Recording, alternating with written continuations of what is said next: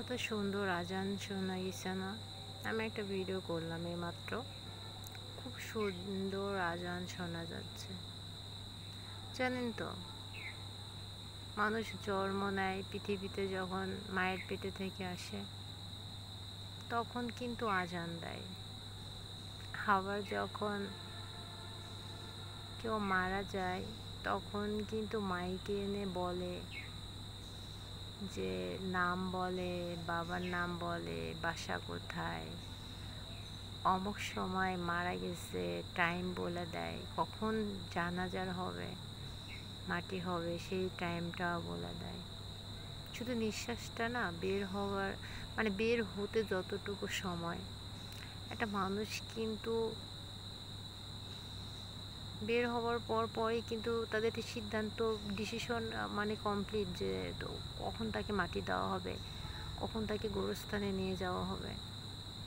কিন্তু দেখেন, আমরা মানে নিজের জীবনটা নিয়ে কত ব্যস্ত, এটা করব, সেটা করব, এটা হচ্ছে না, সেটা হচ্ছে না, আমরা কত কিছু নিয়ে আমরা সবাই চিন্তিত।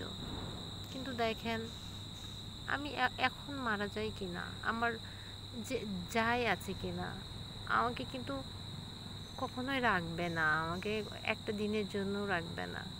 আমাকে কিন্তু সেই দিন শেষে রুমের বাইরে নিয়ে যাবে, আমাকে দিন শেষে উঠানে নিয়ে যাবে, ধোয়াবে, কাফন করাবে, আমার জানাজা হবে, আমাকে কবর দেওয়া হবে। আস্তে আস্তে সবাই সেই জায়গা থেকে চলে আসবে, আমি কিন্তু তখন একা হয়ে যাব। তো জানেন তো, এত কিছু করে কি, মানে কোনো কিছু না, কারোর উপর হিংসে করা, কারোর সঙ্গে ঝগড়া করা, কারোর সঙ্গে খারাপ ব্যবহার করা, কিছু না। এর মাঝে কোনো কিছু নাই। তবে জানেন তো, সবাই আমরা একটু, সবাই মিলে ভালোবাসা দিয়ে সবাই মিলেমিশে থাকলে ভালো না বলেন? এটাই তো ভালো। তাহলে মানুষ কেন এমন করে? শুধুই যে এত কিছু অশান্তি, জেদ, মানুষের অনেক কিছু, মানে একটা জীবনটা মানেই তো মানুষের এর ছোট্ট না, জীবনটা কিন্তু অনেক বড়। মানুষ এই ছোট্ট একটা জীবনে কত কিছু করে, মানে জেদে শেষ নাই।